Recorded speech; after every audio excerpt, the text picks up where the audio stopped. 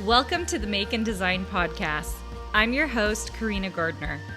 On this podcast, we're unraveling the everyday joys and dilemmas of design, making, and business. For makers who want to be designers and for designers who are makers, this is your inside scoop to help you grow your business and bring more creativity to your life. As designers, we have a lot of different things on our plate. We might have multiple shops, multiple contracts. So today I thought I would talk about batching design work. I know people talk about batching podcast episodes or batching your Instagram feed or whatever. But as designers, batching is a really powerful tool for us, and I'm going to tell you how I do it. Okay, so first of all, I actually have days of the week assigned to certain things. So for example, Fridays are almost exclusively dedicated to silhouette. So when I start that day and I'm designing, I do not design 10 very different random things.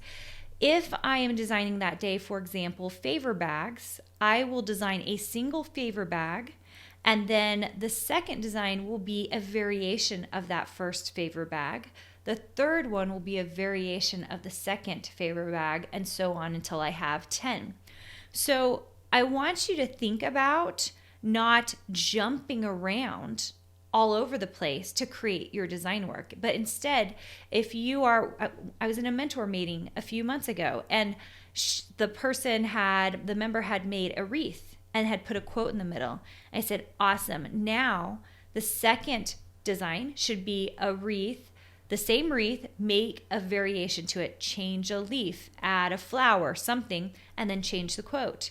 Then the third variation on that is change the wreath a little bit more and then add a different quote. Keep going until you're up to 10.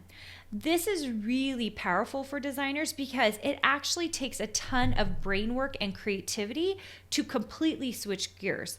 So to design a wreath and then to design a favor bag, you are literally taking your brain and going, okay, I'm working in 2D now. Now I'm going to switch it to 3D. That doesn't make a ton of sense. There is not great workflow in that.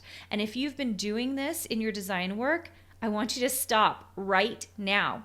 Anything you're designing usually can have a series with it. Somehow, some way you can build a series out of it, unless it's some crazy big ultimate project. But even those come from smaller projects. Like I built a small gingerbread house, which then inspired the large gingerbread house. And many of the elements taken from the small gingerbread house, I used again in the big one. It was structurally different. It took me longer to build, but it had a lot of the same elements. So my brain was still thinking on the same wavelengths. Same with when we are designing. If we're designing a series of flat quotes, we need to stay in that lane, okay? Because our brain is still thinking in quotes. I'm still thinking in fonts. I'm thinking in choosing typography.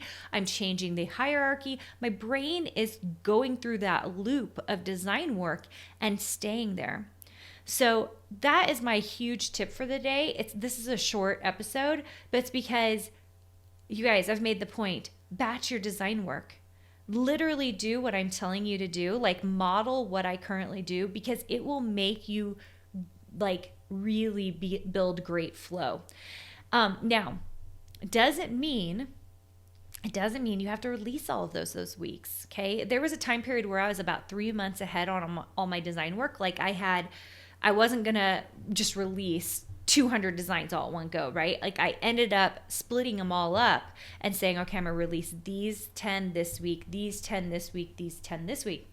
The awesome thing about getting that far ahead, which I am currently not like that, you guys. Currently, I'm just trying to stay on top of it, okay? So that was like a very specific time in my life where I was able to get ahead.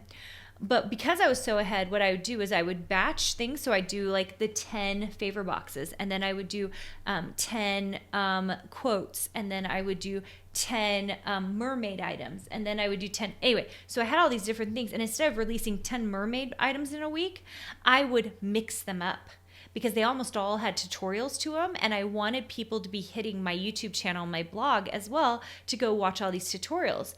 And I also think what happens with people is if you put out 10 mermaid things, people go through and they choose and they go, oh, I'm just gonna get this one mermaid thing. The cool thing about mixing up your designs, if you can get ahead like this, which I wasn't even planning on talking to you guys about this strategy, but this is a cool strategy to have. So if you're here, take this as a note. If you can get ahead and I can release my 10 pieces that week, and one of them's a favor box that's 3D, one's a mermaid item, one's a quote, one's a paper house, one's whatever. Okay, you got the idea. Or maybe even two, like maybe 2 are quotes, 2 are mermaid items, 2 are 3D objects, whatever.